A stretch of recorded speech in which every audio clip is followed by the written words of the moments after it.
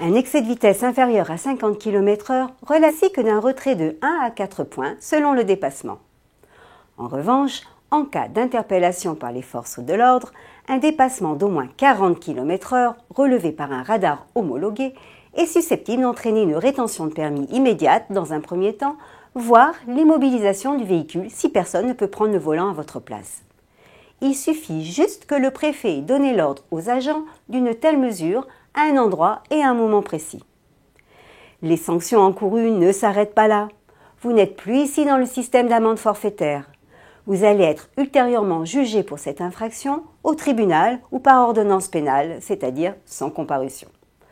Vous risquez jusqu'à 750 € d'amende, un retrait de 4 points et certainement une suspension de permis. Si cette dernière peut aller jusqu'à 3 ans, en pratique, elle est le plus souvent de plusieurs semaines ou plusieurs mois.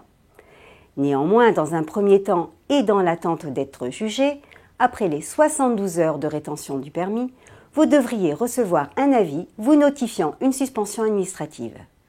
Cette dernière ne peut excéder 6 mois. En pratique, pour un tel excès, elle tourne souvent autour de 2 à 4 mois, mais tout dépend de vos antécédents, des circonstances de la verbalisation, dangerosité de la voie, météo et ordre du préfet. Dernier point, à défaut de décision d'une suspension dans le délai de 72 heures, qui doit arriver par lettre recommandée, le permis doit être remis à la disposition de l'automobiliste qui pourra continuer de conduire jusqu'à la notification de remise de son permis.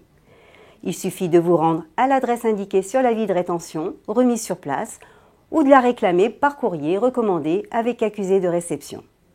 Si tel est votre cas, n'attendez pas et à la semaine prochaine!